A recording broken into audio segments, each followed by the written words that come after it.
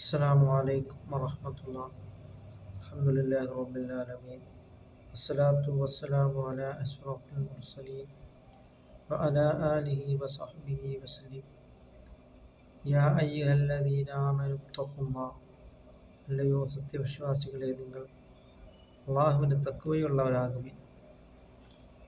അള്ളാഹുവിൻ്റെ ഔലിയാക്കൾ വളരെ ഉന്നത പദവിയിലും ശ്രേണിയിലും എത്തുവാനുള്ള കാരണം അവർക്ക് അള്ളാഹുവിനോടുള്ള തഖ്വ കൊണ്ടാണ്.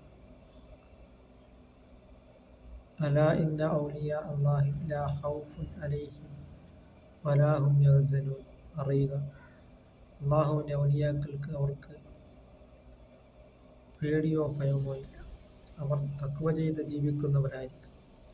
അതുകൊണ്ട് നാം തഖ്വയിൽ അധിഷ്ഠിതമായിട്ട് നാം ജീവിക്കുവാൻ നാം ശ്രമിക്കും. മൻ ഖാഫ റബ്ബഹു, ഒരുത്തൻ ആകാശഭൂമികളുടെ സംരക്ഷകനും സംവിധായകനുമായ അള്ളാഹുവിനെ ഭയന്നു കഴിഞ്ഞാൽ ലോകത്തിലുള്ള എല്ലാ വസ്തുക്കളും അവനെ ഭയക്കുന്നതാണ്. അതുകൊണ്ട് നാം തഖ്വയോട് കൂടിയുള്ള ഒരു ജീവിതം നാം നയിക്കുകയും അങ്ങനെ നാം തഖ്വയിൽ അധിഷ്ഠിതമായിട്ട് നാം ജീവിക്കുവാൻ നാം ശ്രമിക്കും. അങ്ങനെ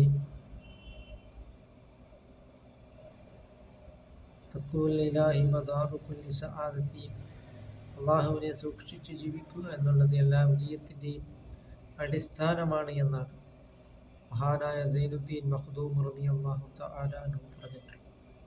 അതുകൊണ്ട് തഖ്വയോടുകൂടിയുള്ള ഒരു ജീവിതം നാം നയിക്കുവാനും അങ്ങനെ സയ്യിദുനാ റസൂൽ കരീം സ്വല്ലല്ലാഹു അലൈഹി വസല്ലം തങ്ങൾ ഹൃദയത്തിലേക്ക് ചൂണ്ടിക്കൊണ്ട് അവിടുന്ന് പറഞ്ഞിട്ടുള്ളത് അത്തഖ്വ ഹാഹുന, തഖ്വ എന്നുള്ളത് ഇവിടെയാണ്, ഹൃദയത്തിലാണ് എന്ന്. അതുകൊണ്ട് നാം തഖ്വയിൽ അധിഷ്ഠിതമായി ജീവിക്കുവാനുള്ള മഹാസൗഭാഗ്യം അല്ലാഹു തആല നമുക്ക് നൽകുകയും ചെയ്യുമാറാകട്ടെ.